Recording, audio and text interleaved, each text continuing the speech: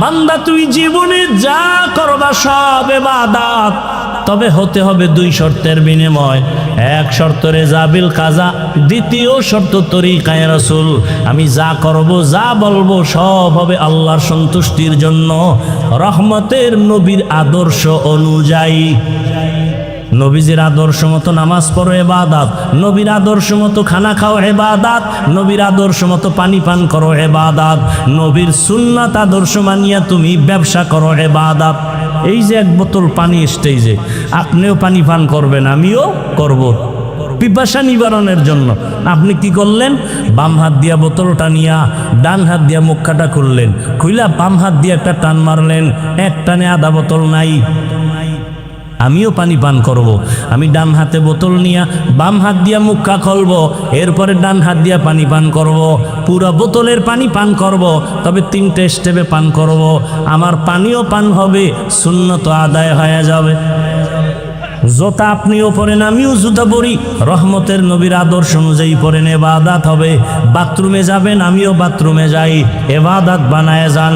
বাথরুমে যাবেন, নবীজি বলেন খালি মাথায় যাইও না, খালি পায়ে যাইও না, বাম পা দিয়া ঢুকো, ডান পা দিয়া বের হও। বাথরুমে গিয়া বাম পায়ের উপরে ভর করে বসবা সুন্নত। বাম পায়ের উপরে ভর করিয়া হাঁটুর উপরে কাপড় উঠানো যাবে না, হাঁটু ঢেকে বসবে, এটা সুন্নত। খালি মাথায় যাবা না, কারণ পুরা বাড়ির বাথরুমের মধ্যে থাকে জিন শয়তানের আড্ডা। চলবো ওয়াইলুল লিকুল্লি হুমাযাতিল লুমাযাহ। যারা মানুষের পেছনে পেছনে দোষ বলে বা মানুষের নামে বানায় বানায় অপবাদ দেয়, ওয়াইল নামক জাহান্নাম। ওয়াইলু ইয়াউমাইযিল লিল মুকাদ্দিবিন। যারা মিথ্যা কথা বলে তাদের জন্য ওয়াইল নামক জাহান্নাম। ওয়াইলুল লিল মুতাফফিফিন। যারা ব্যবসা করতে গিয়া মাপে ভেজাল দেয়, কাস্টমারের ঠকায়, এদের জন্য ওয়াইল নামক জাহান্নাম। ওয়াইল মারাত্মক এক জাহান্নাম। অথচ আবার ব্যবসায়ীদের জন্য সুসংবাদও আছে। রহমতের নবী বলেন, তাজিরুস সুদুকুল আমিন মান নাবিয়্যিন ওয়াস সিদ্দিকিন ওয়াশ শুহাদা। রহমতের নবী বলেন, ব্যবসা করতে গিয়া যারা সততার সাথে করবা, কাস্টমারের কখনো মিথ্যা বলবা না, ধোঁকা দিবা না, আমি নবী ওয়াদা করলাম আমার সাথে তোমার জান্নাত হবে। আর যারা দোকানে লেখছে বিক্রি করা মাল ফেরত নেওয়া হয় না, এরা ধোঁকাবাজ। এরা কি বাজ? ধোঁকাবাজ। এরা সঠিক ব্যবসায়ী না, রসুলের সুসংবাদ প্রাপ্ত ব্যবসায়ী না। আল্লাহ হেদায়েত দান করুন।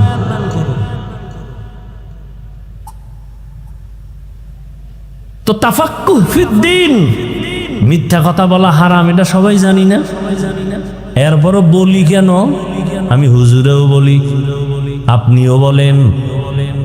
টাকা পাইবে একজনে আমার কাছে, আমি ঘরের মধ্যে মোবাইল কানের মধ্যে লাগায় হঠাৎ করে ধরি না পাওনাদারের যে টাকা পাবে ওর ফোন ধরি না, ফট করে একটা অচেনা নাম্বার দিয়ে দিছে, রিসিভ করে ফেলছি।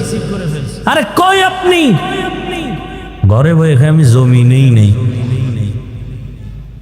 কয়েকদিন পেশায় ধইরা ফেললাম, কিরে তুই ঘরের মধ্যে ছিলি, মিথ্যা কথা বললি কেন? জমিনেই নাই। আসলে মিথ্যা বলি নাই, আমি খানের উপরে বওয়া আছি না।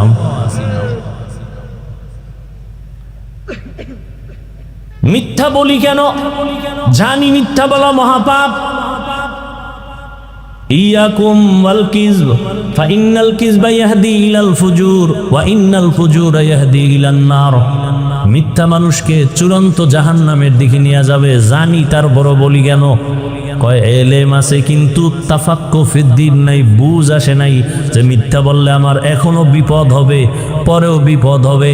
আল্লাহ আমার কথা শুনতেছেন, আমি যে বানায় বলতেছি, এই বুঝটা যখন এসে যাবে তখন বান্দা জেনারেল লাইনে তাকিয়েও মিথ্যা বলবে না। যখন বুঝ এসে যাবে, দাড়ি কাটলে আল্লাহ বেজার হবে, তখন বুঝটা আসা মাত্র সে জেনারেল লাইনে থাকলে আর দাড়ি কাটবে না। পর্দা করা ফরজ, এরপরও করি না কেন? বুঝ আসে নাই যে আমার বিপদ আসবে দুনিয়াতেই মরার পর। বুঝটা যখন এসে যাবে তখন বান্দা জেনারেল লাইনে থাইকাও পর্দা রক্ষা করে চলবে। আর এই বুঝটা যখন আসবে না তখন আমি হুজুর হইয়াও মহিলারে নিয়া আড্ডা দিব, গল্প করব। আল্লাহ দিনের সহি সমাজ আমাদের দান করেন।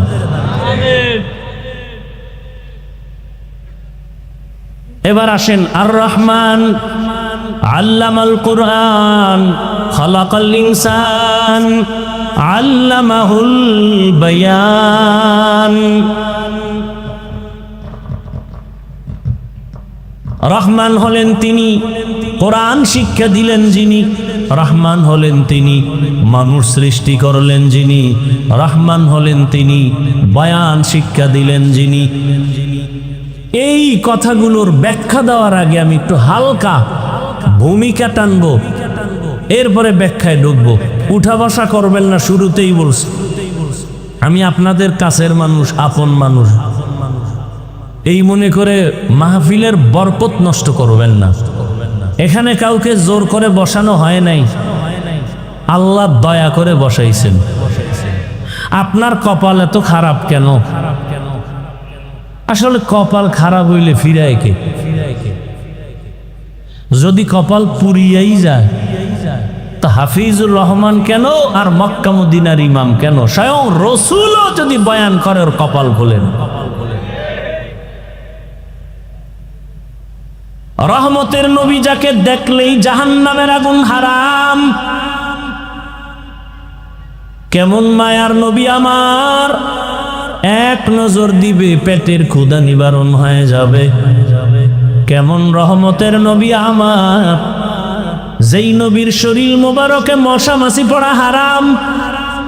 রহমতের নবী দিনের বেলা হাঁটেন, সূর্যের গরম নবীরে কষ্ট যেন না দেয়, মেঘের খণ্ড ছাতা হিসাবে ছায়া দিতেছে। রহমতের নবী যখন রাস্তা দিয়া চলেন, দুপার্শ্বের গাছ নত হইয়া রসুলকে সালাম দেয়। কেমন মায়ার নবী আমার, রহমতের নবী যেখানে কদম রাখেন ওই জায়গা থেকে দীর্ঘ বছর পর্যন্ত শুধু মিশকের ঘ্রাণ। আম্মা জান আয়েশা রাদিয়াল্লাহু আনহা বলেন, নবীর ঘাম আমি বোতলের মধ্যে ভরে রাখতাম আর আমরা আতর হিসাবে ব্যবহার করতাম। কেমন মায়ার নবী, যেই নবীকে দেখার জন্য গর্তের সাপ পাগল, গর্তের পিপিলিকা আল্লাহর কাছে আরজি পেশ করে রহমতের নবীর রওজা দেখবে। নুজহাতুল মাজালিস নামক কিতাবে ঘটনা আছে, সেই নবীকে মাছ দেখতে চায়, গাছ দেখতে চায়। যেই নবীকে দেখার জন্য কুল মখলুকত পাগল, কিন্তু কপাল কত খারাপ, সেই নবীকে টানা একবার আর দুইবার না 13 বছর দেখলো, নবীর বয়ান শুনলো, কিন্তু কপালে কালেমা আসলো না। 13 বছর বয়ান শুনছে, কাছে বসে রসুলকে দেখছে, কালেমা। এত বড় বেঈমানের নাম জানেননি? কি নাম? এর নাম কপাল। এর নাম কি? অন্যদিকে এক 27 বছরের যুবক তরবারি নিয়ে দৌড়ায় নবীকে জবাই করবে। কয় বছর? নবীকে জবাই করার জন্য তরবারি নিয়ে দৌড়ায়। রহমতের নবীকে একটা নজর দেখা মাত্র তরবারি ফালায় বলে, নবী বেয়াদবি মাফ করে দেন, কালেমার রশি আমার গলায় পড়ায় দেন। 13 বছর বয়ান শুনে কালেমা পড়ে না, আর রসুলকে জবাই করতে এসে কালেমাওয়ালা হয়ে গেল। 27 বছরের যুবক, নাম জানেননি? এর নাম কফাল। বহুদিন ধরে প্রোগ্রামের প্রচারণা চলতেছিল, ঈদগায় বয়ান হবে, অনেকে আসার নিয়ত করেও আসতে পারে না, কফাল। আর একদল বাড়ির থেকে আসছে, বরগুনা ঈদগায় ওয়াজে যায়, কিন্তু প্যান্ডেলে বেহেশতের বাগানে ঢুকতে পারে নাই। দোকানে দোকানে ঘুরে আর গল্প করে, আড্ডা দেয়, কবিরা গুনায় লিপ্ত। এর নাম কফাল। আর একদল বেহেশতের বাগানে বৈশাও, কপাল বেশি সুবিধা না, গজবের মোবাইল সামনে নিয়া কলবের দরজা বন্ধ করে রেখেছে। আমার ওয়াজে হেদায়েত এই বুঝাইতেছি যে আমার ওয়াজে হেদায়েত নাই, আমি বললেই কি মোবাইল বন্ধ হয়ে যাবে? বলবে এত হুজুর ওয়াজ করে কারো লাগে না, আপনার লাগে কেন? হ্যাঁ, এই যে আমি মানুষ হইতে পারি নাই। আপনারা সবাই একটা ফেসবুকে ছবি দিতে পারলে কলিজা ঠান্ডা। সারা দুনিয়ার মানুষ দেখছে, তাকায় তাকায় তৃপ্তি নেয়। ফলোয়ার দেখছো কত? আমার 5 লাখ ফলোয়ার, আমার 5000 ফলোয়ার। একটা লাইক দিছে, দেখছেন নি আমি লাইক দিলাম, কমেন্ট করে হ্যাঁ হুজুর খুব ভালো লাগছে। আপনারও মন আমারও মন, আপনি একটা ছবি দিতে পারলে দিল খুশি। আর আমার কাছে এটা বিষের মতো লাগে, এই যে স্টেজে ঢুকতেছি কত মানুষ হাত বাড়ায় দিছে সালাম দেওয়ার জন্য। এক ঝামেলা যে সবার সাথে দিলে ঝামেলা, তারপরও দিতে পারি 2-4 জন। দেই না কেন? দেখি তো মোবাইল ওপেন করা, ওরা সালাম দেয় না, ছবি তুলতে চায়। তাহলে এই সালামে কোনো সওয়াব নেই। এই জন্য আমি নিচে তাকাইয়া ডাইরেক্ট উঠা যাই কারো সালামের। হ্যাঁ, দূরের থেকে আমি মুখ লড়ায় জবাব দিই ওয়ালাইকুম আসসালাম, ওয়ালাইকুম আসসালাম। তো বাইরে যাই কইব ওরে অহংকারী, হ্যাঁ আব্বার আইলাম এত বড় হয়ে গেছে, হে দিন গো হে। কিন্তু তুমি কি জন্য সালাম দিছো আমি তো টের পাইছি। তুমি একটা ছবি তোলার জন্য সালাম দিছো, এটা ফ্যাশন হবে, বরকত হবে না। এই সালাম আমি জানতে পারলে নিব না, ছবি তোলার সালাম আমি নিব না। আরে বলবে কে? সবাই এদের পাগল, আমগো জাতি বাইরেও পাগল। একজনে ছবি তুলতে কয় হুজুর ডোন্ট মাইন্ড, একটা ছবি যদি আল্লাহ ছিল কিয়ামতে মাফ করে।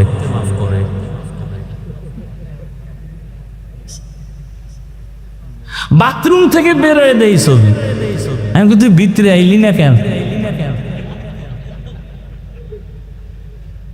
কত বড় ইতর! সারা দুনিয়ার সব মুফতিয়ানে কেরাম একমত, অনর্থক কোন ছবি তোলা হারাম, হারাম, হারাম, এমনি হারাম, কোন জরুরত ছাড়া এমনি হারাম, কবিরা গুনাহ। বসছে বেহেশতের বাগানে, করতেছে কবিরা গুনাহ। একজনে বুদ্ধি যার বেশি কইব না না না আপনি এই কেন বললেন, আপনাকে কতটা ভালোবাসি এই জন্য রেকর্ড করতেছি। তা আপনার বুদ্ধি নেই, আপনার রেকর্ড হবে ভেজাল, ছবি আসবে না ভালো, কিন্তু আপনার কাজটা নিখুঁতভাবে তো মিডিয়াওয়ালারা করতেছে। সকালবেলা এখান থেকে ডাউনলোড করে নিলেই তো হয়। কি এতটুকু বুদ্ধি না থাকলে কচু গাছ খুঁজেন।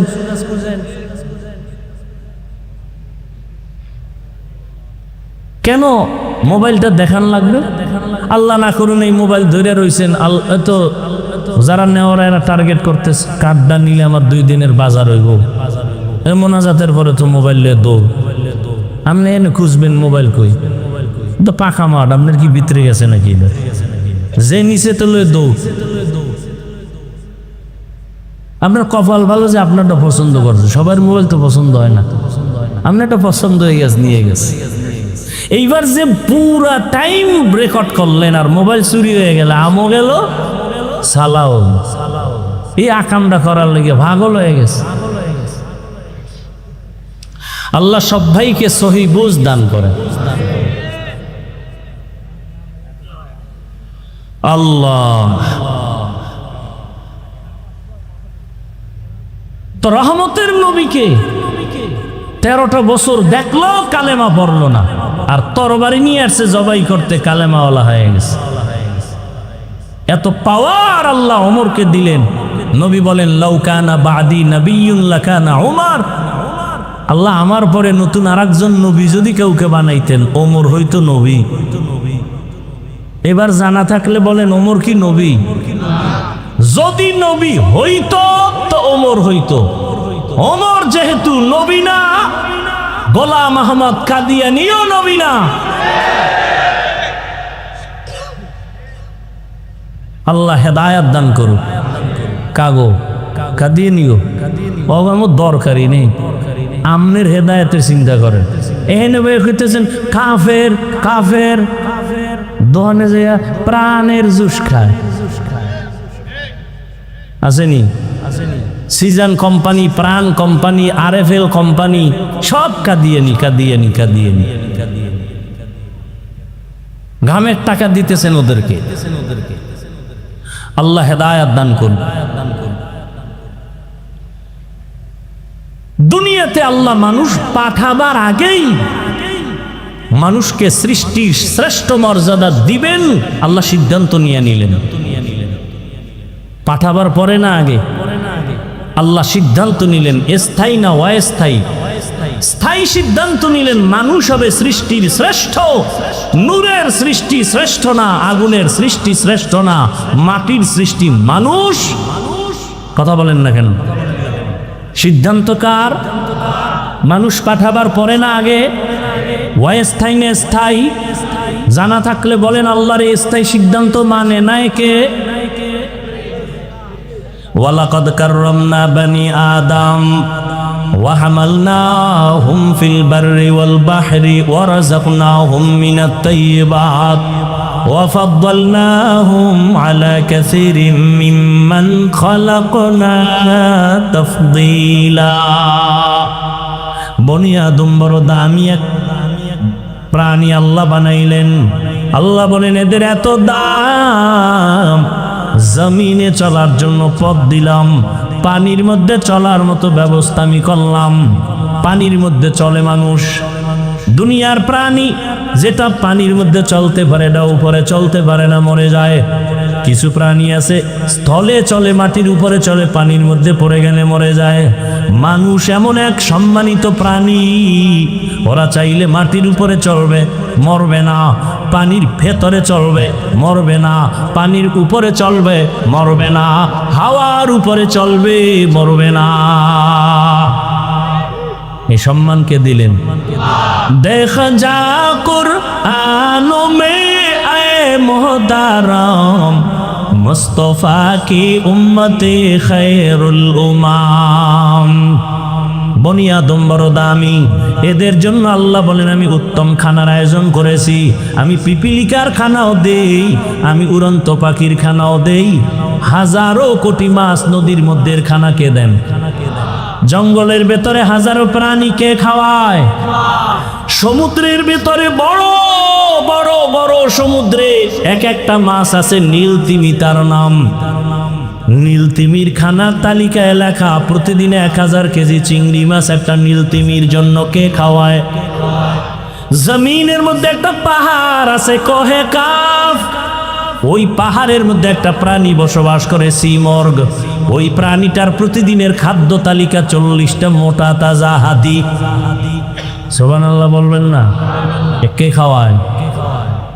ওয়াদারুযুকু মান তাশাউ বিগাইরি হিসাব।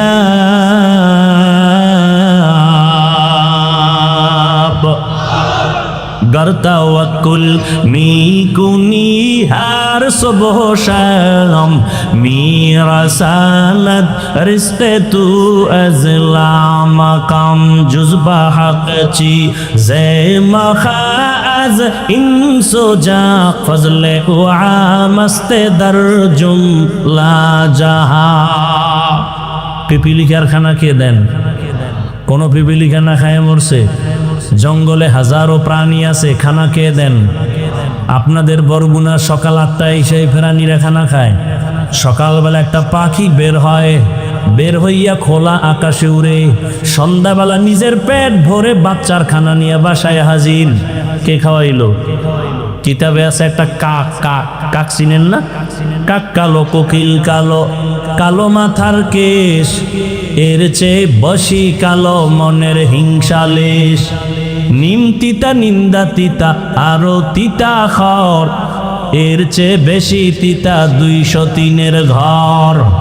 চাকা গোল পয়সা গোল, গোলালু গোল, এর চেয়ে বেশি গোল মনের গন্ডগোল। একটা কাক যখন বাচ্চা দেয়, হায়াতুল হায়াওয়ানের ভেতরে আছে, কাক যখন বাচ্চা দেয় কাকের পশম কি? কালো। কিন্তু বাচ্চা যখন দেয় ওই বাচ্চার গায়ে কোনো পশম থাকে না 3 দিন পর্যন্ত। মা ভয়ে ওই বাচ্চাটার কাছেও যায় না। বাচ্চা একা, মা আলাদা।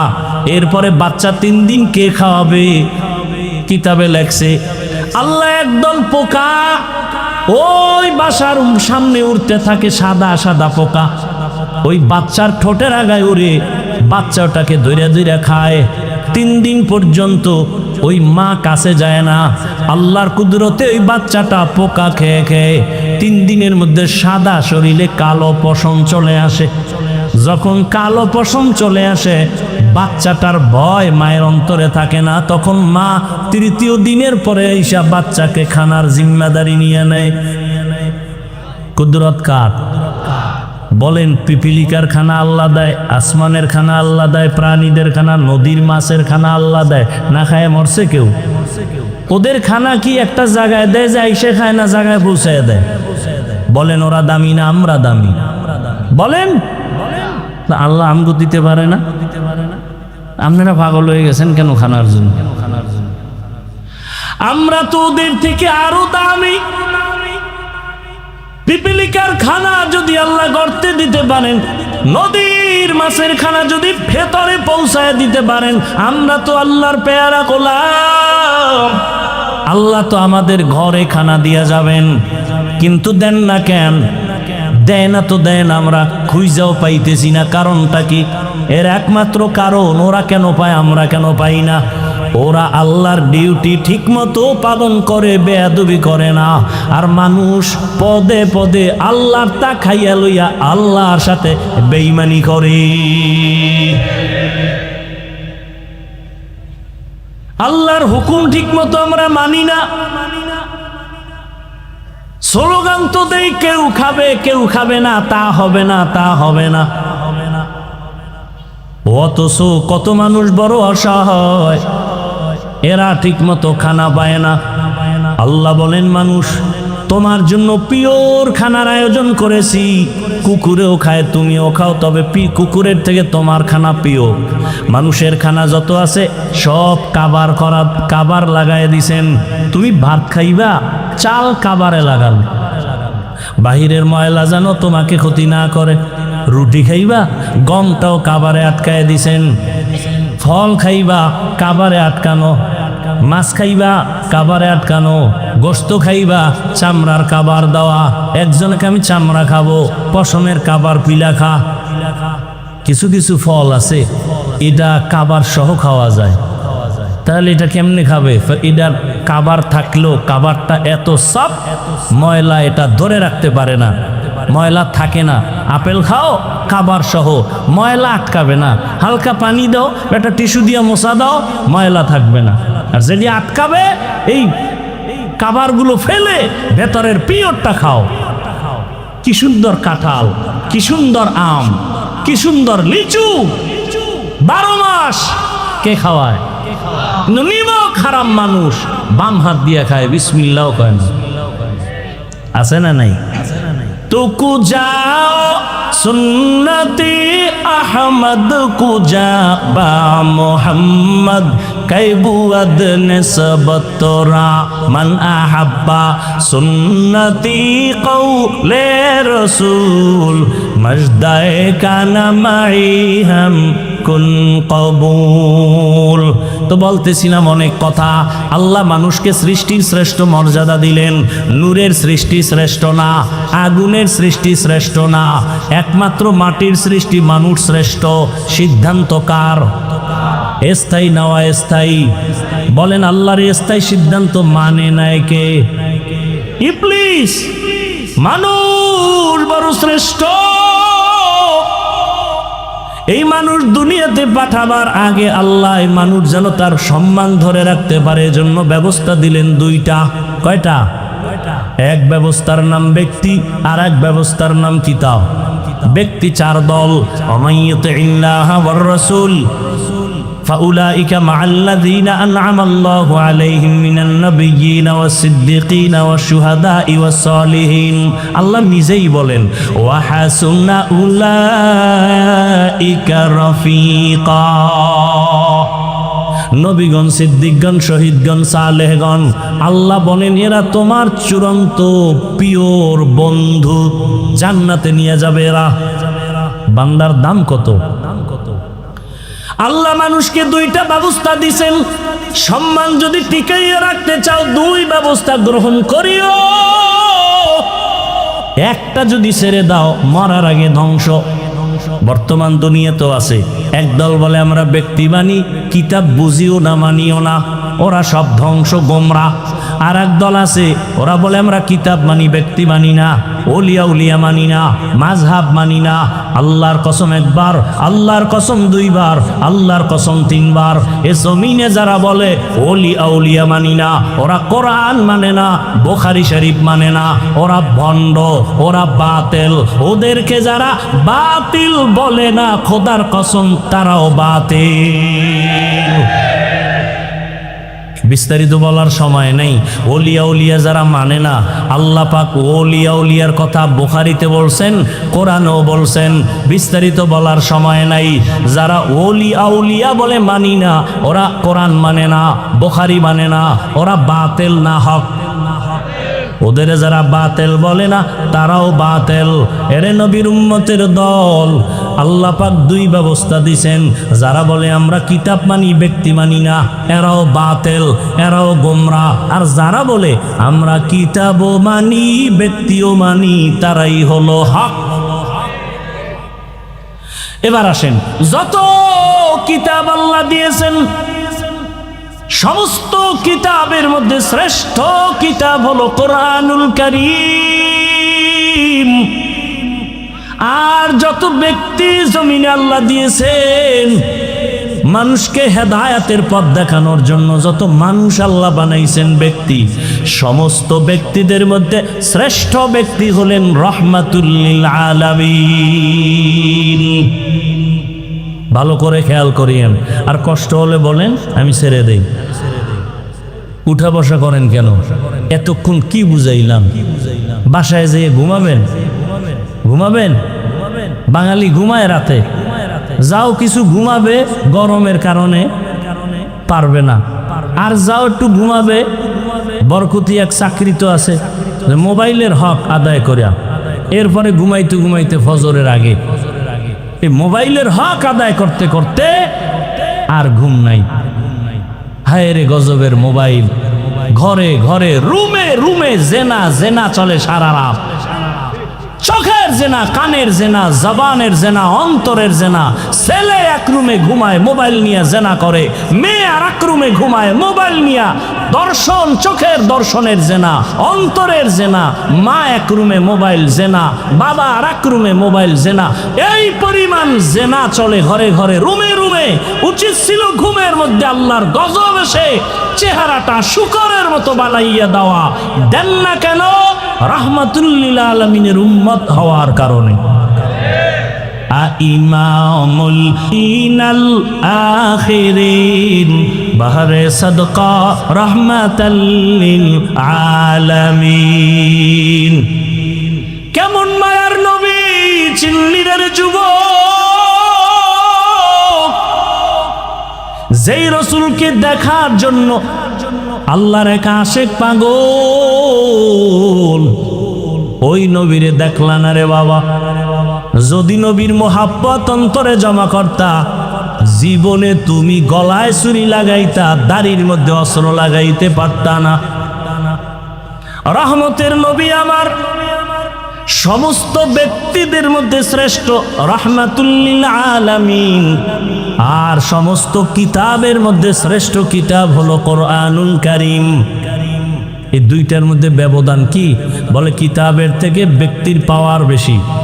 ব্যক্তি আসছে জমিনে আগে, কিতাব আসছে পরে। ব্যক্তি আসছে অনেক বেশি, কিতাব আসছে অনেক কম। ব্যক্তি আসার পরেই আল্লাহ কিতাব দেন নাই, ব্যক্তিটাকে আল্লাহকে যোগ্য বানাইয়া তারপরে কিতাব দিছেন। জ্বলন্ত প্রমাণ রাহমাতুল লিল। রহমতের নবীকে আল্লাহ পাক মক্কা নগরীতে পাঠাইলেন, আবার সেই শ্রেষ্ঠ কিতাব কোরআন ও মক্কা নগরীতে পাঠালেন। কিন্তু রহমতের নবীর কাছে আল্লাহ পাক সাথে সাথে কোরআন পাঠান নাই। রহমতের নবীর দীর্ঘ 40 বছর পার হয়ে যাওয়ার পরে আল্লাহ নবীর কাছে কোরআন অবতীর্ণ সূচনা করলেন। কয় বছর পর? 40 বছরের রসুল। রসুল তো রসুলই, অতুলনীয় এক ব্যক্তি। কেমন অতুলনীয়? কোনো উদাহরণ নাই। রসুল কেমন? তুমি যেদিকে ইশারা দিবা রসুল সেই ক্ষেত্রে অনেক বড়। রসুল বড় কয় কেমন? সমস্ত দার্শনিকরা বলে পৃথিবীর শ্রেষ্ঠ দার্শনিক মুহাম্মদ। সমস্ত বৈজ্ঞানিকরা বলে পৃথিবীর শ্রেষ্ঠ বিজ্ঞানী মুহাম্মদ। পৃথিবীর সব ইতিহাসবিদরা বলতে বাধ্য হয়েছে পৃথিবীর শ্রেষ্ঠ ইতিহাসবিদ মুহাম্মদ সাল্লাল্লাহু আলাইহি ওয়াসাল্লাম। নবীর দেহ গঠনটা কেমন? পৃথিবীর সৃষ্টির সব মানুষের থেকে নবীর দেহ গঠন আলাদা। নবীর চেহারাটা কেমন? পৃথিবীর সবার থেকে নবীরটা আলাদা। নবীর শারীরিক শক্তি কেমন? সব দুনিয়ার মানুষ একদিক, রহমতের নবী ভিন্ন দিক। নবীজির যৌবনের শক্তি কেমন? সারা দুনিয়ার মানুষ একদিকে, রহমতের নবীর শক্তি ভিন্ন দিক। এরে আমার আল্লাহ তাকে এত সুন্দর করে বাছাই করে বানাইছেন। এক বাছাইয়ের নাম মুস্তাফা, আর এক বাছাইয়ের নাম হলো মুজতবা। আমার নবী মুস্তাফাও মুজতবাও। রহমতের নবীকে কেমন বাছাই করছেন? সব নবী রাসূল আমার আল্লাহ পাকের বন্ধু। মুসা নবী আল্লাহর বন্ধু, ঈসা নবী আল্লাহর বন্ধু, ইব্রাহিম আল্লাহর বন্ধু, ইউসুফ নবী আল্লাহর বন্ধু, মুহাম্মদও। ব্যবধান কি? সব নবী রাসূল আমার আল্লাহ তাআলার আশিক, আর আমার আল্লাহ নিজে হলেন মুহাম্মদের আশিক। ব্যবধান আছে না নাই? এমনি ভাবে সমস্ত সাহাবায়ে কেরাম আমার রাসূলের আশিক। আবু বকর রসুলের আশিক, ওসমান রসুলের আশিক, আলী রসুলের আশিক, আবু হুরায়রা রসুলের আশিক। কিন্তু রসুল হলেন একমাত্র ওমরের আশিক। এই জন্য ওমরের মূল্য বেশি। কেমন মূল্য? ওমরের নাম শুনলে শয়তান পালায় যায়। ওমরের এত দাম, এত দাম। যুবক মদের বোতল নিয়ে রাস্তা দিয়ে হাঁটে, ওমর আসতেছে, কথার আগে তরবারি রেডি, যুবক কাঁপতেছে, বোতল ফালাইয়া দিতে পারে না। ওমর দেখছে, এখন কি করি? অন্তর দিয়া মালিকরে ডাকছে, ও আল্লাহ ওমরের থেকে বাঁচাও, মইরা জামু, জীবনে আর মত মুখে নিব না। ওমর আইসা খাই, যুবক বোতলটা দে। যুবক কাঁপতেছে, কাঁপো কেন? হাতে দাও। মদের বোতল হাতে নিয়া ওমর তাকায় দেখতেছে, যুবকের যেই বোতলে মদ, ওই মদের বোতল ওমর হাত লাগায় তাকায় দেখে এক ফোঁটা মদও নাই, পুরা বোতলটা সাদা দুধে ভরা। हर के दारत खौफ हकदार दिल मदाम जन्नतुल मक़वा दे हद राम काम जुज़बा हक़ची ज़े मखाज इंसुजा फजले उआ मस्त दर जुमला जहा। রহমতের নবী মক্কা নগরীতে আসেন। 40 বছর পরে নবীকে কোরআন দিলেন কেন? নবীর জ্ঞান কি অন্যদের মতো নাকি? নবীর জ্ঞান তো কঠিন জ্ঞান। নবী কি বলে? আল্লাহ আমারে কি দিছে জানেননি? উতিতু ইলমাল আউয়ালিন ওয়াল আখিরিন। আদম নবী থেকে ঈসা নবী পর্যন্ত যত ইলম আল্লাহ দিছেন সবগুলো আমি মুহাম্মদকে দিছেন। তাহলে নবীর এত জ্ঞান, এত বুদ্ধি, সেই রসুলকে 40 বছর পরে কোরআন দিলেন কেন? খুব খেয়াল করতেছেন? খুব খেয়াল করে কয় বছর পর দিলেন? কেন নবীর আরো আগে দিলে নবী বুঝতেন না? কথা বলেন। তাও কি আবার 40 বছর পর দিতে যেও কি এক রাত্রে দিয়ে ফেলাইছেন? কোরআন শরীফের ওজন কত? 250 গ্রাম হইতো না। দইরা দেখছেন কেউ? কোরআন শরীফ কপাল খারাপ, ধরলে আবার যদি কোন গজবাইয়ে না। বহু মুসলমানের ঘরে কোরআন আছে, খুললে জীবনে দেখলো না ভিতরটা কেমন। এমন কপাল খারাপ। 250 গ্রাম ওজন হবে না কোরআনের। দেখেন না আপনারা? 250 গ্রাম হবে? একটা বাচ্চাও ধরতে পারে। হাকিকত এটার ওজন কত? জমিন বলে পারবো না এই ওজন নিতে। পাহাড় বলে পারবো না, আসমান বলে পারবো না, সবাইকে পারবো না। আল্লাহ কয় দেখ মানুষেরই দিয়ে দিলাম, জাহেল তোদেরকেই দিয়ে দিলাম চাপাইয়া, তোরা দুর্বল। ওয়াখলিকাল ইনসানু যায়ীফা, এরপরও দিলাম। দিতে গিয়ে হালাত কি? মাত্র 5 আয়াত নিয়ে জিবরাইল আইছে হেরা পাহাড়ের ভিতরে। ইকরা বিসমি রাব্বিকাল্লাযী খালাক। জিবরাইল চাপ দিছে, একটা না কয়টা? কয় চাপ দিছে? 3টা। রেশমি কাপুরে আয়াতগুলো লেখা জিবরাইল ধরছে আর বলে ইকরা। নবী বলে মা আনা বিকারিন, আমি পড়তে জানি না। এই জোরে চাপ দিছে। বুখারীর ইবারত, নবী বলেন জিবরাইলের চাপে এই পরিমাণ আমার অসুস্থতা, জ্বর, আমি ভাবতেছি আমার মরণের কষ্ট শুরু হয়ে গেছে। মাত্র কয় আয়াত? জিবরাইল চাপ দিয়ে দৌড়। 3 বছরে আর আয় না কোরআন নিয়ে। কয় বছর? 3 বছর পরে আবার লই আইছে। ইয়া আইয়ুহাল মুদ্দাসসির কুম ফাআনজির ওয়া রাব্বাকা ফাকাব্বির ওয়া সিয়াবাকা ফাতাহহির। বলেন তো এই কোরআন নবীর কাছে আসলো 40-এর পরে, এক রাত্রে। কতদিন?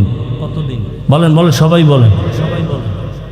নবীর মতো ব্যক্তির কাছে যদি কোরআন আসতে 23 বছর লাগে, সেই কোরআন তুমি রাতারাতি বইরা মুফাসসির, রাতারাতি বইরা তুমি তাফসীর করো না। মুফাসসির লিখতে ভিজিটিং কার্ডে আটানাও লাগে না, লিখে দিছে মুফাসসিরে কোরআন। আমগো গ্রামে ফের না বাপের নাম নাই সানগাজির বেয়াই। এত সোজা। তুমি চিনো কোরআন এটা কেমন কিতাব? 250 গ্রাম কোরআন, 23 বছর লাগছে রসুলের কাছে আসতে। আর তুমি এটা বাংলা হইরে বুঝা যাবা না। 20 বছর পর্যন্ত মাদ্রাসায় ডাউলের পানি কেরমের খাও। হায় হায়, ডাউলের পানি, মিথ্যা কথা বলছি না। কত কষ্ট। লাকড়ির চুলা লাকড়ি টানতে টানতে আইনা দিতাম। আলু ভর্তা মাঝে মাঝে পাইলো, পাইতাম না পাইলে নাই। সাদা উপরে পানি দিয়া কোন রকম চলতো, তাও আবার বাড়ি মাপা ভাত। এই যুগে যদি কেউ মাপ দিয়া ভাত দেয়, ও মাদ্রাসা শেষ। আর এখন মাইপে দেবে কেন? এখন তো 5 বেলা খাও। কি খালি খাওন? ঘুমেতে ওঠার পরে খাওন, ঘুমের আগে খাওন, টোস্ট বিস্কিট ডিম দুধ খাইতে খাইতে ফার্ম বানায় লাইছে। সিফা সাফা সব ছিদ্র মিদ্র খাওনের ঠেলায় বন্ধ। এলেম ডুববে কোন ছিদ্র দিয়া? হ্যাঁ, এলমেরা এজাজ কর দান বেহিসাব খলকের আদা দান জবাবে বা সওয়াব হক না দারদ দোস্তে খলকা জারেরা নিস্তে খাসলাত থেকে দিনদারেরা। আমরা বিরোধিতা করি না কেন? কিছু বড় লোকের ফলাফল কিছু তো দিনের লাইনে আসতেছে। বরকতপূর্ণ এলেমের জন্য আমাকে বলেন, এখানে বহু শিক্ষিত মানুষ, ওলামায়ে কেরাম, আমার ওস্তাদ এখানে আছেন, বলুন একজন।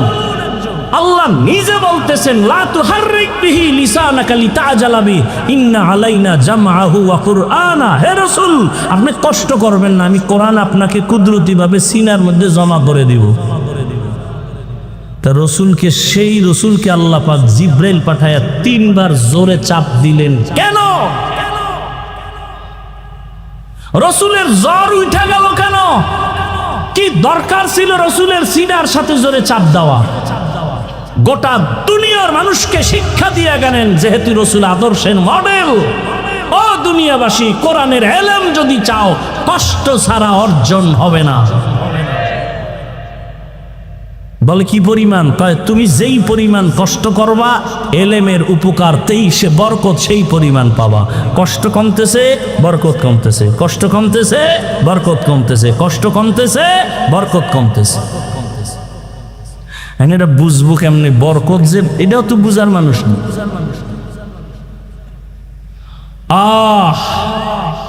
40 40টা বছর পরে নবীর কাছে কোরআন। রহমতের নবী দীর্ঘ 40 বছর কারো কাছে কোনো দাওয়াত দেন না, নামাজের কথা নাই, রোজার কথা নাই, কোরআন আসছে, দাওয়াত শুরু। এই কিন্তু এসে গেছি মুখে, আগাবো তো নাকি শেষ করব? আসল আলোচনা কিন্তু কই মনে আছে তো? আর রহমান, এই ঘুরে টুরে আসছি কি 40 বছর রহমতের নবীর কোনো দাওয়াতের কাজ নাই। নবী শুধু শুধু মানুষের সাথে হাসি মুখে বুকে লাগায়, মুশরিকের সাথে বুকে লাগায়। আর হেরা পাহাড়ের গুহায় গিয়া রহমতের নবী আল্লাহর ধ্যানে সময় কাটাচ্ছেন। কোরআন আসলো, দাওয়াত শুরু হয়ে গেল। ইয়া আইয়ুহান নাস কুলু লা ইলাহা ইল্লাল্লাহু তুফলিহুন মান ক্বালা লা ইলাহা ইল্লাল্লাহ ফাদাখালাল জান্নাহ। নবী বলে এক আল্লাহর ইবাদত করো, এক আল্লাহর ইবাদত করো, এক আল্লাহর ইবাদত করো। দাওয়াত চলতেছে চলতেছে চলতেছে। কেউ দেখেই কালেমা পড়ে, কেউ আর বাঁকা হয়ে যায়। রহমতের নবী কিছুদিন পরে আবার বলে তোমরা রহমানের ইবাদত করো। কার? মুশরিকরা। এত বড় নষ্ট, শুধু শুধু রসুলকে কষ্ট দেওয়ার জন্য বাজে প্রশ্ন করতে লাগে না, এরপরও প্রশ্ন করতে। নবীজিরে প্রশ্ন করে তুমি এক আল্লাহর কইলে এতদিন এক আল্লাহ, তুমি আল্লাহ কি দুইজন? কেন? একবার বললা আল্লাহর, একবার বলো রহমান। কেন? একজনই। কথা এতদিন বলছে এক আল্লাহর ইবাদত করবো, এখন কেন বলো আবার রহমানের ইবাদত করবো? তো বলো মানির রহমান, রহমানকে। নবী চুপ হয়ে গেলেন, একটু অপেক্ষা করো। আল্লাহ কয় জিবরাইল জলদি করে যাও, বেঈমান মুশরিকরা প্রশ্ন করে ফেলছে, জবাব নিয়ে যাও। আমি রহমানকে তার প্রশ্নের জবাব নিয়ে সূরাতুর রহমান শোনায়া দাও। আর রহমান আল্লামাল কুরআন খালাকাল ইনসান। এবার খেয়াল করেন, আলোচনার শেষের দিকে শুধু এটার ব্যাখ্যা দিয়ে ইতি টানবো। রহমানের পরিচয় দিয়ে আল্লাহ আয়াত নাজিল করলেন, অর্থটা খেয়াল করেন তো। আর রহমান আল্লামাল কোরআন খালাকাল ইনসান। রহমান হলেন তিনি, কোরআন শিক্ষা দিলেন যিনি। রহমান হলেন তিনি, মানুষ সৃষ্টি করলেন যিনি। এবার প্যাস লাগছেনি, ও আল্লাহ দুনিয়াতে সৃষ্টি হইলাম আগে, বড় হইয়া তারপরে কোরআন শিখছি। আল্লাহ কয় না না, আমি সৃষ্টি আগে করি নাই, আগে আমি কোরআন শিখাইছি, তারপরে মানুষ বানাইছি। ও আল্লাহ 100% সত্য, ওভার 100 সত্য। আগে আমরা কোরআন শিখি নাই, আগে তুমি মানুষ বানাইছো, এরপরে দুনিয়াতে এইসব বড় হইয়া কোরআন শিখছি। তুমি পুরাটা উল্টা বললা কেন? আমরা আগে সৃষ্টি হয়েছি না, পরে কোরআন শিখছি। আল্লাহ কয় না না, আমি আগে কোরআন শিখাইছি, তারপরে মানুষ বানাইছি। আল্লাহ উল্টা বললেন কেন? মুফাসসিরিনে কেরাম বলেন আল্লাহ তাই ঠিক, আমি বুঝি না কেন আমার মেমোরির জিবি কম। মেমোরির জিবি কি কম? মেমোরির সাইজ ডিজাইন সব এক, ভিতরের কারবার কথা বুঝেন না? 1 GB 2 GB 3 GB 4 GB 5 GB আছে না নাই? কালার ডিজাইন সব এক, ভেতরের কারবার আলাদা। 1 GB ওয়ালা 4 GBর কিছু যদি নিজের মধ্যে নিতে চায় পারবে? শেষ সময় হ্যাং হয়ে যাবে। আল্লাহ বলছেন সঠিক, কিন্তু আমি দেখি উল্টা কেন বলে আমার জীবিকা। যাদের জিবি একটু বেশি তারা ব্যাখ্যা দিয়ে গেছেন, তারা মুজতাহিদ ইমাম ব্যাখ্যা দিয়ে গেলেন আল্লাহটাই ঠিক। ফাইলুল হাকিম লা ইয়াখলু আনিল হিকমাহ, হাকিমের কোনো কাজ হিকমত থেকে খালি না। এবার আল্লাহ বলছেন, মুফাসসিরিনে কেরাম বলেন আল্লাহ যে বলছেন আমি আগে কোরআন শিখাইছি তারপরে মানুষ বানাইছি, এটা কোন মানুষ? যারা বিনা হিসাবে জান্নাতে যাবে সেই মানুষ। যারা আমরা যাবো না, আমরা মানুষ না, কেন তোরা মানুষ না? বুজুর্গ বলতেছেন মাওলানা হওয়া সহজ, পীর হওয়া সহজ, ডাক্তার হওয়া সহজ, মানুষ হওয়া বড় কঠিন। গর্ব সুরত আদমি ইনসাবুদে আহমদবু জাহলো হামেক সাবুদে আদমিরা আদমিয়ত লাজেমাস আউদেরাগর বুনা বশদ হি জামাস। মানুষ বড় কি? বড়ই কঠিন। আরে তুমি বাঘরে ভয় পাইতেছ, আর যারা আসল মানুষ এদেরকে বাঘে ভয় করে।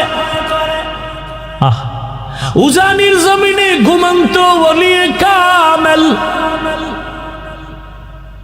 নোয়াখালীর জমিনে বাবায় টাকার বালিশ বানাইয়া ঘুমায়, আর সে বাবার টাকা বাদ দিয়া উজানির কারি ইব্রাহিম চলে গেলেন দেওবন্দ লেখাপড়া করার জন্য ভারতে। মাওলানা হলেন, জগৎ বিখ্যাত 7 কেরাতের কারি হলেন। বাইতুল্লাহ লেখাপড়া শেষ করে গঙ্গুহি দরবারে গেলেন, তাওয়াজ্জু নিলেন, সবক নিলেন, খেলাফতের জিম্মাদারি পেলেন। বাইতুল্লাহ গিয়া কোরআনের তেলাওয়াতের এমন আওয়াজ, মক্কার মানুষ আশে খায়া গেল। ইমামতিতে তারে রেখে দিলেন। এক পর্যায়ে সৌদির মেয়ে তার হাতে বিয়া দিলেন। শর্ত, মেয়েটাকে বাংলাদেশে নেওয়া যাবে না। রশিদ আহমদ গাঙ্গুহি চিঠি লেখলেন, এই ইব্রাহিম, বাংলাদেশে যাইয়া কালেমার খেদমত করো। এবার জিগায়, বিবি আমি তো যাব, চিঠি আসছে, তুমি কি করবা? খায় আমিও যাব। অনুমতি নিয়ে চলে আসলেন। আর নোয়াখালী না, চাঁদপুর জেলা কচুয়া থানার উজানি এলাকায় হিন্দুদের মালিকানায় বিশাল জমিন জঙ্গল খরিদ করলেন। খরিদ করিয়া ওই জঙ্গল পরিচ্ছন্ন করার জন্য ভেতরে ঢুকে দেখে একটা সুন্দর গম্বুজ দেখা যায়। গম্বুজের ভেতরে একটা বাঘ তার বাচ্চাকে দুধ পান করায়। কারি ইব্রাহিম কয়, রে বাঘ বনিয়াদ মারছে, তুমি তোমার গন্তব্যে চলে যাও। কুমিল্লা জেলার মধ্যে একটা থানা আছে লালমাই থানা। ওই লালমাই একটা পাহাড় আছে, লালমাই পাহাড়। বাঘ ইব্রাহিমের কথা শুই না বাচ্চা কাঁধের মধ্যে নিয়ে লালমাই পাহাড়ে চলে গেল। তুমি বাঘরে ডরাও, আর আসল মানুষ যারা এদেরকে বাঘে ডরায়। ব্যবধান আছে না নাই? তুমি সাপকে ভয় করো, আর যারা মানুষ এদেরকে সাপ ভয় করে। তুমি টাকাওয়ালা অস্ত্রধারীকে ভয় করো, আর যারা খাঁটি মানুষ এদেরকে সব সন্ত্রাসীরা ভয় করে। তুমি বলবে, প্রশ্ন করো, বাঘ বাচ্চা কাঁদে নিয়ে এটা গেল, ইব্রাহিমের কথা হইল। কাছে থাকলে কানে ধরে জিগিতাম, হইল কিনে দিগা। তবে পারলাম না, তবে বুঝায় গেলাম। শুনো, গ্রাম এলাকায় গরু দিয়া হাল চাষ করেনি? করে। কারা? সব মেট্রিক পাস। বলেন, সমাজের একেবারে দুর্বল মানুষ, অশিক্ষিত মানুষ, মূর্খ মানুষ, চাষি, তাই তো? সত্য কথা স্বীকার করেন। এই যে একজন দুর্বল মূর্খ চাষি গরু নিয়ে হাল চাষ করে, যখন গরুরে বলে গরু দাঁড়া, দাঁড়ায়নি। বলেন বলেন, গরুরে যদি বলে ডাইনে যা, যায়নি, বামে যা, যায়নি। ওই যে শুরুতে বলছিলাম দেখতে নারী। একটা মূর্খ ব্যক্তি নামাজ নাই, বিড়ি টানে, রোজা নাই, এর কথা যদি গরু শুনে, তো আল্লাহর প্রিয় বান্দা ইব্রাহিমের কথা বাঘ শুনবে না কেন?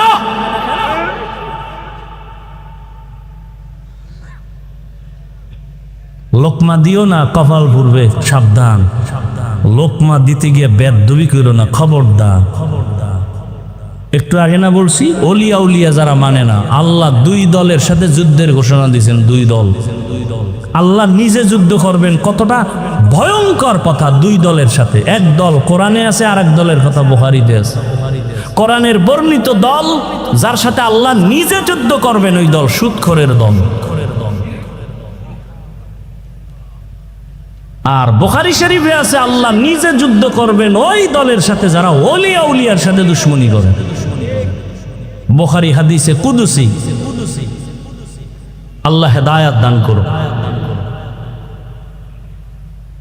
ভাইরা আমার, তাহলে আমরা মানুষ, আসল মানুষ এখনো হতে পারি নাই। আদম নবীর বংশ, এই জন্য জমিনে যত মানুষ, মুফাসসিরিনে কেরাম বলেন মানুষ আছে কয়েক লাইনের। একদল মানুষ আছে বংশগত মানুষ, আর একদল মানুষ গুণগত মানুষ, আর একদল মানুষ জন্মগত মানুষ। আদম নবীর বংশে জন্ম নিলাম, বংশগত মানুষ, এই পরিচয়ে নাজাত পাওয়া যাবে না, জান্নাত পাওয়া যাবে না। বাবার ঔরসে জন্ম নিলাম, আমি জন্মগত মানুষ, এই পরিচয়ে জান্নাত পাওয়া যাবে না। একমাত্র জান্নাত পাবে ওই মানুষ যারা গুণের মানুষ। কিসের মানুষ? গুণের মানুষ। এরাই মানুষ, এরাই বিনা হিসাবে জান্নাতে যাবে। এবার বোঝার চেষ্টা করি গুণের মানুষ কাকে বলে। ভালো একটা মূলনীতি মনে রাখবেন আজীবনের জন্য। কোন ব্যক্তি যদি কোনো জিনিস বানায়, কোন একটা কাজের জন্য বানায় না, যেই বস্তুটা যেই কাজের জন্য বানানোওয়ালা বানায়, ওই বস্তুটার ওই কাজ হলো ওইটার গুণ। যেমন এই মাইকওয়ালা মাইক বানাইছে আওয়াজ দূরে দেওয়ার জন্য, তাহলে এই মাউথের গুণ আওয়াজ দেওয়া। বাতিওয়ালা বাতি বানাইছে কেন? বলে আলো দেওয়ার জন্য, আলো দেওয়া বাতির গুণ। পাখাওয়ালা পাখা বানাইছে কেন? বলে বাতাস দিয়া ঠান্ডা করবে, পাখার গুণ বাতাস দেওয়া। মাইকের গুণ আওয়াজ দেওয়া, বাতির গুণ হলো কি? আলো দেওয়া। মাইক যদি আওয়াজ না দেয় সবাই বলবে এটাকে ভেঙ্গে ফেলে, ওটা গুণের মাইক না। বাতি যদি আলো না দেয় বলবে এটারে ভেঙ্গে ফেলে, ওটা গুণের বাতি না। যদি পাখা বাতাস ঠিক মতো না দেয় সবাই বলবে এই পাখা ভেঙ্গে ফেলে, ওটা গুণের পাখা না। ভালো করে বুঝেন, যেই জিনিসটা যেই কাজের জন্য বানায় ওই কাজ হলো ওই জিনিসের গুণ। মাইক বানাইছে কোন কাজের জন্য? আওয়াজ দেওয়া। বাতি বানাইছে কোন কাজের জন্য? আলো দেওয়া। পাখা বানাইছে বাতাস দেওয়ার কাজের জন্য। তাহলে পাখার গুণ কি? বাতাস দেওয়া। বাতির গুণ কি? আলো দেওয়া। এবার আমাকে জবাব দেন, মানুষ বানাইছেন কোন কাজের জন্য? বলেন। ওমা খালাকতুল জিন্না ওয়াল ইনসা ইল্লা লিয়াবুদুন। মা খালাকতুল জিন্না ওয়াল ইনসি বাখাজুজ ইবাদাত নিস্তে মাকসুদ আজ্জাহা। ইবাদতের জন্য আল্লাহ মানুষ বানাইছেন। এবার বলেন মানুষের গুণের নাম কি? এই বলতেছি ভুলে গেছে। মানুষের গুণ কি? ইবাদত। ইবাদত মানে সারা রাত তাসবিহ টানা, সারাদিন রোজা রাখা, সারাদিন তেলাওয়াত করা না। বান্দা তুই জীবনে যা করবা সব ইবাদত, তবে হতে হবে দুই শর্তের বিনিময়। এক শর্ত রেজাবিল কাজা, দ্বিতীয় শর্ত তরিকায়ে রাসূল। আমি যা করব যা বলবো সব হবে আল্লাহর সন্তুষ্টির জন্য, রহমতের নবীর আদর্শ অনুযায়ী। নবীজির আদর্শ মতো নামাজ পড়ো ইবাদত, নবীর আদর্শ মতো খানা খাও ইবাদত, নবীর আদর্শ মতো পানি পান করো ইবাদত, নবীর সুন্নাত আদর্শ মানিয়া তুমি ব্যবসা করো ইবাদত। এই যে এক বোতল পানি স্টেজে, আপনিও পানি পান করবেন, আমিও করব পিপাসা নিবারণের জন্য। আপনি কি করলেন? বাম হাত দিয়া বোতলটা নিয়া ডান হাত দিয়া মুখটা খুললেন, খুইলা বাম হাত দিয়ে একটা টান মারলেন, এক টানে আধা বোতল নাই। আমিও পানি পান করব। আমি ডান হাতে বোতল নিয়া বাম হাত দিয়া মুখা খুলব, এরপরে ডান হাত দিয়া পানি পান করব, পুরা বোতলের পানি পান করব, তবে 3টে স্টেপে পান করব। আমার পানিও পান হবে, সুন্নত আদায় হয়ে যাবে। জুতা আপনিও পরেন, আমিও জুতা পরি, রহমতের নবীর আদর্শ অনুযায়ী পরেন, ইবাদত হবে। বাথরুমে যাবেন, আমিও বাথরুমে যাই, ইবাদত বানায় যান। বাথরুমে যাবেন, নবীজি বলেন খালি মাথায় যাইও না, খালি পায়ে যাইও না, বাম পা দিয়া ঢুকো, ডান পা দিয়া বের হও। বাথরুমে গিয়া বাম পায়ের উপরে ভর করে বসবা সুন্নত। বাম পায়ের উপরে ভর করিয়া হাঁটুর উপরে কাপড় উঠানো যাবে না, হাঁটু ঢেকে বসবে, এটা সুন্নত। খালি মাথায় যাবা না, কারণ পুরা বাড়ির বাথরুমের মধ্যে থাকে জিন শয়তানের আড্ডা। ওখান থেকেই কিন্তু সবাই বিপদগ্রস্ত হয়ে যায়, অনেক অ্যাক্সিডেন্ট হয়ে যায়। রহমতের নবীর আদর্শ মতো বাথরুমে যাও, ইবাদত হয়ে যাবে।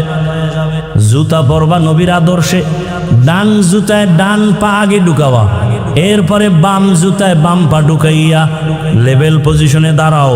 এবার যখন তুমি কদম দিবা, নবীর সুন্নাত হলো ডান পা দিয়া কদম শুরু করো, এটা সুন্নাত। ঘর থেকে বের হও, ডান পা দিয়া সুন্নাত। আবার ঘরের মধ্যে ঢুকো, ডান পা দিয়া সুন্নাত। ডান ডান সব হেমান কেন? একটা উসুল কি কয়, ভালো কাজ হবে ডান দিক থেকে। অনেকের কাছে বিড়ি টানা ভালো কাজ, যেন ডান হাতে টানে, আর চা টানে বাম হাতে। কথা ঠিক নেই? রহমতের নবীর আদর্শ ছাড়া কোনো ইবাদত হবে না। যা করো সব, আর রসুল এমন কোনো কাজ নাই যা শিখায় যান না। আর রসুলের আদর্শ বাদ দিয়ে যদি কেউ নামাজও পড়ে, ইবাদত হবে না। রোজাও রাখে, ইবাদত হবে না। যেমন একজনে 30 রোজা রাখতে রাখতে খুব আবেগ বাইরে গেছে, ঈদের দিনও রোজা রাখি, সব হবে কেন? রসুলের আদর্শে নাই। রাতে আপনি ঘুমাবেন, ইবাদত। রহমতের নবী বলেন, কেউ যদি এশার নামাজ পড়ে ঘুমায়, আবার ঘুম থেকে উঠা ফজরের নামাজ আদায় করে, ঘুমাইয়া যেই সময়টা ব্যয় করবে, ওই সময়টাও নেকের পাল্লায় ওজন করা হবে। রহমতের নবীর ইবাদত আদর্শ মেনে ইবাদত করো। এইবার ভালো করে বুঝেন, মানুষের গুণ হলো ইবাদত করা। ইবাদত মন করা হবে না নবীর তরিকায়? নবীজির তরিকা কি ঘুমাইয়া পাবেন? নবীর তরিকা নিয়ম আছে কোরআন হাদিসে। কথা ঠিক? কোরআন হাদিস তো আপনি বুঝেন না। কোরআন হাদিস বুঝার জন্য লাগবে ওলামায়ে কেরাম। সহজ, ওলামায়ে কেরামের কাছে গিয়া কোরআন হাদিস বুঝা ইবাদতের নিয়ম যাই না। ইবাদত করলে আপনি হবেন গুণের মানুষ। এদিকে ইঙ্গিত করে আমার আল্লাহ বলেন, আর রহমান আল্লামাল কুরআন খালাকাল ইনসান। আমি আগে কোরআন শিখাইছি, তারপরে মানুষ বানাইছি। অর্থাৎ গুণের মানুষ হইতে হলে লাগবে ইবাদত, ইবাদত জানতে হলে লাগবে কোরআন, কোরআন বুঝতে হলে লাগবে উলামায়ে কেরাম। এক কথায় জবাব, উলামায়ে কেরামের সোহবত ছাড়া মানুষ হওয়া যাবে না।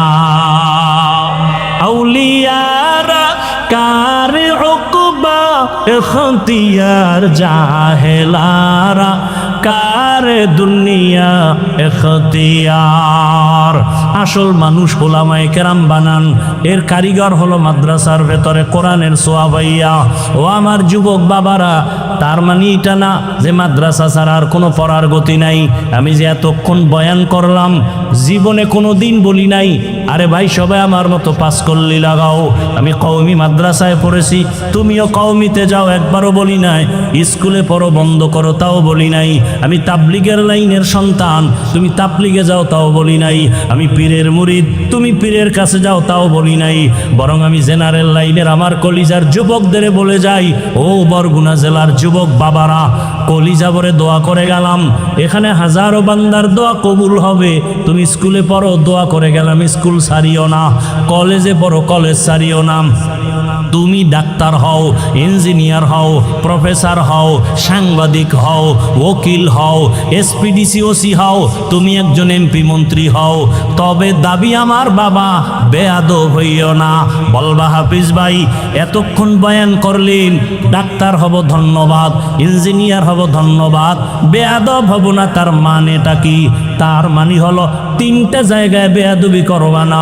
খোদার কসম, যদি বেয়াদবি করো মরার আগে পঙ্গু হয়ে যাবা। এক নম্বরে মা বাবার সাথে বেয়াদবি করবা না, জীবন ধ্বংস হয়ে যাবে। দুই, শিক্ষকের সাথে বেয়াদবি করবা না, জীবন জীবন ধ্বংস হয়ে যাবে। 3, উলামায়ে কেরাম মুরব্বির সাথে বেয়াদবি করবা না। ভালো করে শুনে রে যুবক, আমি হাফিজুর রহমান, এই চেয়ারে বসার খোদার কসম কোনো যোগ্যতা নাই। আমার মা বাবার চোখের পানি আর আমার মুরব্বীদের দোয়া। তবে বয়ান যে করতেছে, আমার আম্মা আমারে ধরে ধরে বয়ান শিখান নাই, আমার আব্বা জান আমাকে জীবনে বয়ান শিখান নাই। আমাকে এখানে বসাইছেন আমার মা বাবার চোখের পানি, কিন্তু বয়ান করাইতেছেন আমার ওস্তাদের মেহনত। আমার ওস্তাদরা ধরে ধরে আমাকে বয়ান শিখাইছেন, কথা শিখাইছেন, আমাকে দস্তখাত দেওয়া শিখাইছেন। মা বাবার অবদান একদিকে, ওস্তাদের অবদান আছে আর একদিকে। এবার বয়ানও শিখে ফেলছি, কিন্তু বয়ানের মধ্যে রুহু নাই, বয়ান চলে, মানুষের চোখে বাণী নাই, নিজের মধ্যে ইখলাস নাই। এটা আনার জন্য লাগবে আল্লাহ ওয়ালাদের নেক নজর।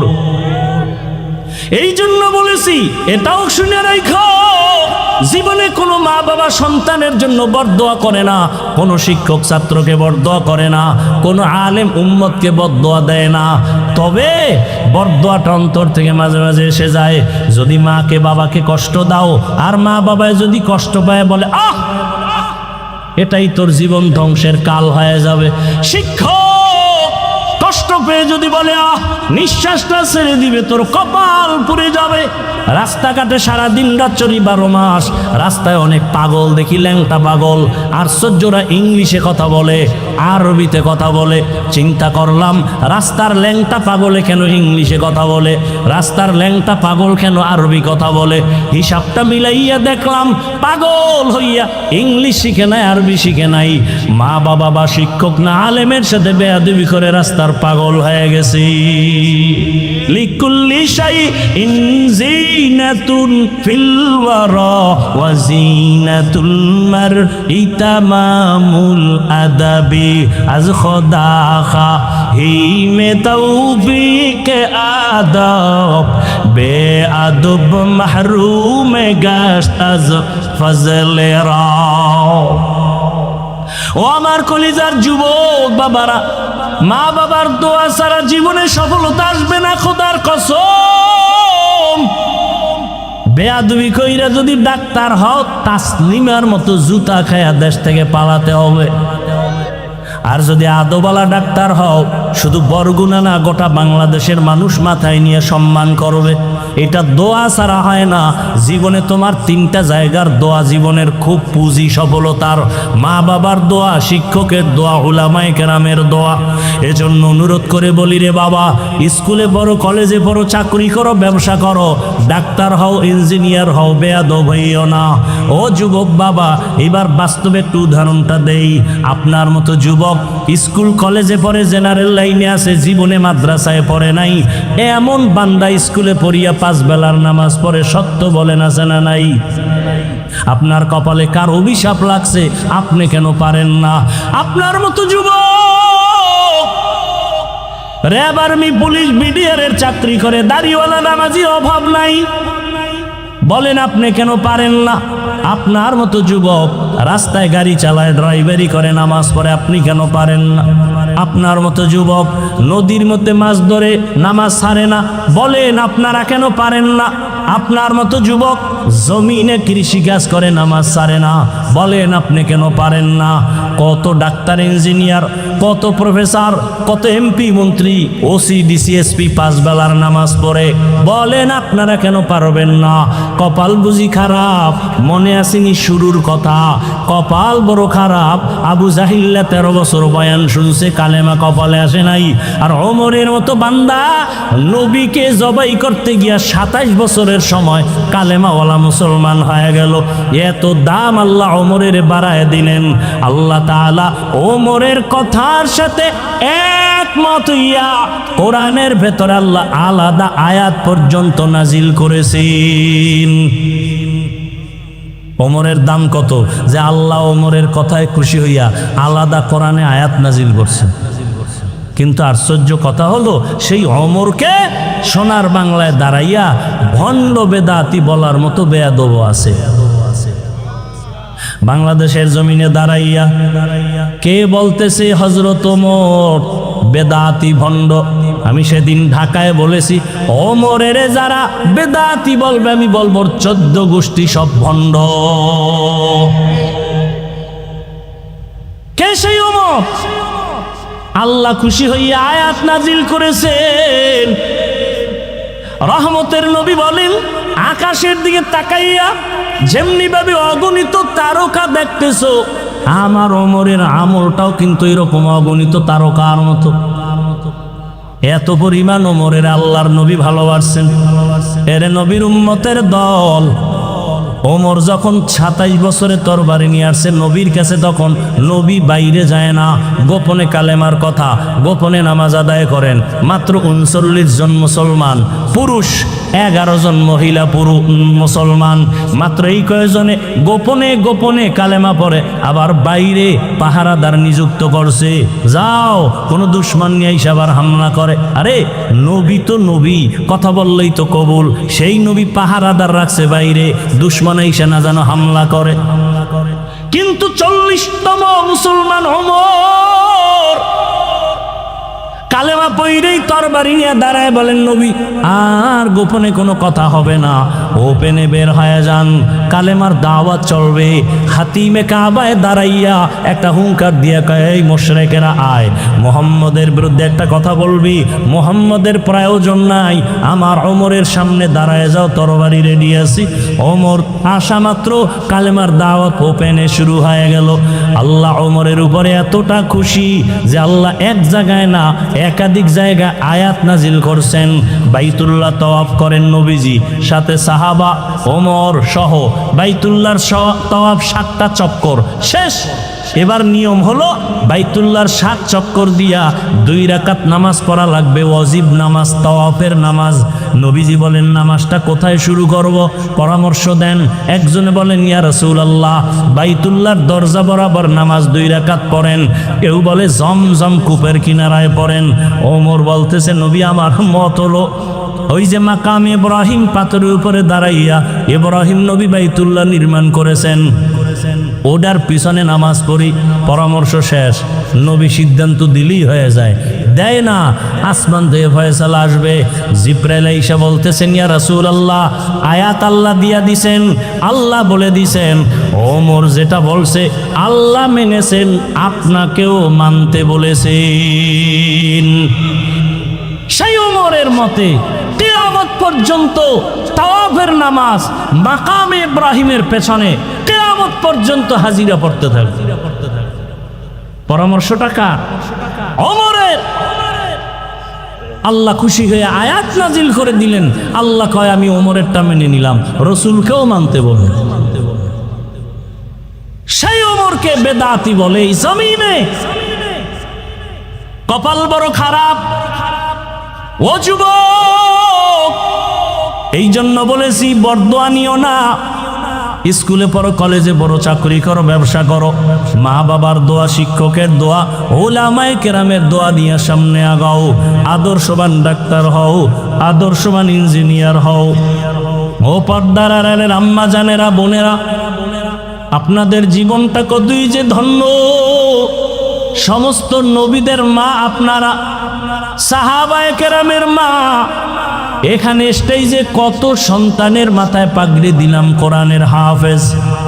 এদের সিনার ভেতরে 30 পারা কোরআন জমা করে দিছেন আমার আল্লাহ। এদের মা বাবার মতো ঈদের আনন্দে আজকে আর কেউ নাই রে বাবা। ও পর্দার আড়ালের আম্মা জান, আল্লাহ আপনাকে কত সম্মান দান করেছেন। সারা দিন রাত বয়ান করলে শেষ করা যাবে না। এই জমিনে যত ভালো ভালো সন্তান আছে আপনাদের অবদানের কারণে। দুনিয়াতে ভালো যত সন্তান আপনাদের কারণে। এরে আম্মা জান, আপনার মতো কত মা এখনো আছে, পর্দা করে, স্বামীর মাল হেফাজত করে, মোবাইলে সময় নষ্ট করে না। আপনারা কেন পারবেন না রে মা? এখনো সময় আছে, তওবা করেন। আপনার মতো মায়ের গর্ভ থেকেই তো খাজা মঈনুদ্দিন চিশতি আজমিরি আসছেন। আজমিরি রহমাতুল্লাহ আলাইহি বলেন, আমি মদিনাতুল মুনাওয়ারা থেকে ভারতে আসছি কালেমার দাওয়াত নিয়া। আমার হাতে লক্ষ লক্ষ বিধর্মী মুসলমান হয়ে গেল। আমি একদিন মায়ের কাছে আনন্দ প্রকাশ করলাম, আম্মা জান কয়, রে মঈনুদ্দিন এত আনন্দ কেন করো? লক্ষ লক্ষ বিধর্মী আমার হাতে কালেমাওয়ালা হয়েছে। মা ডাক দিয়ে কয়, রে মঈনুদ্দিন এই অবদান তোমার না, আমি মায়ের অবদান। মঈনুদ্দিন বলেন, আম্মা জান আপনার অবদানটা কি? মঈনুদ্দিনের মা চোখের পানি ছেড়ে কান্না শুরু করলেন। চোখের পানি ছেড়ে বলে, রে বাবা মঈনুদ্দিন, তুই আমার গর্ভে যখন আসছো, আল্লাহর কসম আমি এক রাত ঘুমাই নাই, সিজদায় পড়ে মালিকের দরবারে কান্না করেছে। ও দয়ার মালিক, আমার গর্ভের সন্তান তুমি ওলি হিসাবে দুনিয়ায় পাঠাইও। ও মঈনুদ্দিন, আমি মাওলার কাছে দোয়া করতে করতে যখন তুই দুনিয়াতে আসছো, আল্লাহর জাত ও সিফাতের কসম, আমি মা তোকে দুগ্ধ পান করানো যখন শুরু করলাম, যত বছর তোকে দুধ পান করাইছি, আল্লাহর কসম এক ফোঁটা দুধ আমি তোর মুখে বিনা অজুতে দেই নাই। যত দুধ পান করাইছি অজু সহকারে তোর মুখে দিয়েছি রে বাবা, এক ফোঁটা দুধ বিনা অজুতে আমি তোর মুখে দেই নাই রে বাবা। মঈনুদ্দিন মায়ের হাত ধরে কয়, মা দোয়া করো, এমন মায়ের সন্তান কেন জগৎ বিখ্যাত আল্লাহর গোলাম হবে না? ও পর্দারানের আম্মা জানেরা, আল্লাহ এত সম্মান আপনাদের দান করেছেন। আপনারা খাদিজা রাদিয়াল্লাহু আনহার মতো নারী, ফাতেমা রাদিয়াল্লাহু আনহার মতো নারী, আয়েশা রাদিয়াল্লাহু আনহার মতো নারী, আপনারা তো ইসমাইল নবীর মা হাজেরা আলাইহা সালামের মতো নারী, আপনারা তো ঈসা নবীর মা মারিয়াম আলাইহা সালামের মতো নারী। এ জমিনে আল্লাহর একটা বড় দুশমন ছিল ফেরাউন। জানেননি তার স্ত্রীর নাম কি? আসিয়া। কত বড় বেঈমানের ঘরে থাকিয়া আসিয়ার ঘটনা জানেন? এত বড় আল্লাহর পেয়ারা হয়ে গেছেন। আসিয়াকে আল্লাহ এতটা কবুল করেছেন, রহমতের নবী বলেন কিয়ামতের ময়দানে আমি মুহাম্মদের সাথে আসিয়ার সাথে জান্নাতে বিবাহের ব্যবস্থা হয়ে যাবে। এরে আম্মা জানেরা, আপনার স্বামী তো ফেরাউনের মতো খারাপ না। আপনি কি পারতেন না স্বামীকে যদি বুঝাইতেন, ও স্বামী, আমি বাবা মায়ের মায়া সারিয়া তোমার সংসারে আসছি রে স্বামী, খাইয়াছি না খাইয়াছি কোনো দুঃখ নাই, জীবনে তো বিবাহের সিঁড়িতে পা রাখলাম, কোন দিন মরণ হবে জানা নাই। ও স্বামী, তোমার ঘরে এসে একটা দাবি আমার অন্তরে, তুমি আমারে খাওয়াইয়া রাখলো আলহামদুলিল্লাহ, তুমি আমারে না খাওয়াইয়াও যদি হাসি দাও তাতেও আলহামদুলিল্লাহ, তবে আমার দাবি হারাম টাকা কামাই করবা না, হারাম মাল ঘরের মধ্যে আনবা না, হারাম টাকার মাল খাইয়া সন্তানটার রক্ত নাপাক করব না, আমাদের রক্ত নাপাক করব না। আম্মা জান, আপনি যদি স্বামীটাকে একবার বলতেন, কোন স্বামী জীবন গেল হারাম মাল ঘরে নিতে সাহস পাইত না। এরে আম্মা জান, আপনি যদি 5 বেলার নামাজ পড়িয়া আল্লাহর কাছে দোয়া করে স্বামীকেও ডাকতেন, স্বামীও নামাজি হয়ে যাইত। এরে আম্মা জানেরা, একটু যদি চেষ্টা করতেন, সন্তানটাকে আদো বলা বানাইবার চেষ্টা করতেন, আপনার সন্তান আদো বলা হয়ে যাইত। আসিয়ার মতো বান্দি এই বেঈমানের ঘরে থাকিয়া এত ক্ষমতা, এত টাকা সব লাথি মেরে ফালাইয়া আসিয়া আমার মালিকের এমন পেয়ারা হয়ে গেলেন। একদিন ফেরাউন গোপনে দাঁড়ানো, আসিয়ার হাতের থেকে কি পড়ে গেল, ফেরাউন দেখতেছে, আসিয়া বিসমিল্লাহ বইলে ওইটা হাতের মধ্যে নিল। ফেরাউন বলে, তুমি কার নাম নিলা? আসিয়া টের পেয়ে গেল, এতদিন তো জানতো না ফেরাউন, এখন যেহেতু জেনেই ফেললো, এখন আর গোপন রেখে লাভ নাই। আসিয়া ডাক দিয়ে কয়, আমার মালিক, আমার রবের নাম আমার জবানে নিয়েছি। ফেরাউন ডাক দিয়ে কয়, মিশরের তো রব আমি, তুমি আবার কোন রবের নাম নিয়েছ? আসিয়া কয়, জানো না রে ফেরাউন, তোমারে যিনি বানাইছেন তিনি আমার রব। ফেরাউন ফেরাউন বলে সর্বনাশ করলা, তুমি আমার স্ত্রী হইয়া যদি আমারে রব না বলো, খোদা না বলো, আমার খোদাগিরির মূল্য থাকে না। মিশরের মানুষ জানতে পারলে সি সি করবে। আসিয়া তুমি আমার একবার হলেও খোদা মানো। আসিয়া বলে কল্লা দিব, আমি ঈমান দিতে পারবো না।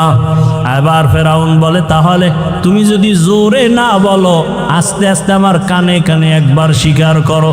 আসিয়া চোখের পানি ছেড়ে বলে, ও ফেরাউন, দুনিয়ার এই মিশরের মানুষ তোমাকে ফাঁকি দিতে পারে, কিন্তু আমি এমন রবের গোলাম, পানির ভেতরে ডুব দিয়ে কি করি কেউ জানে না। আমার মালিক ওয়াহুয়া মাআকুম আইনামা কুনতুম।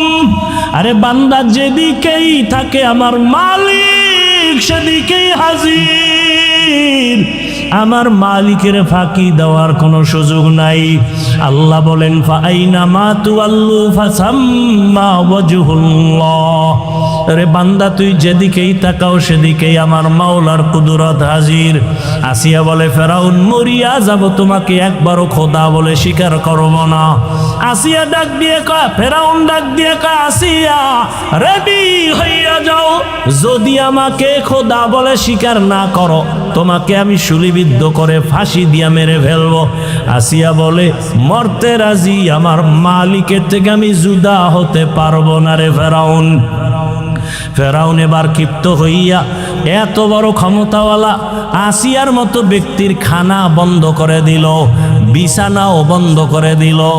এবার তারিখ দিয়ে দিল, আসিয়া যদি এতদিনের মধ্যে আমাকে রব বলে স্বীকার না করে, রেডি করো ময়দানে, ঘোষণা দিয়া দাও আসিয়ার ফাঁসি হবে।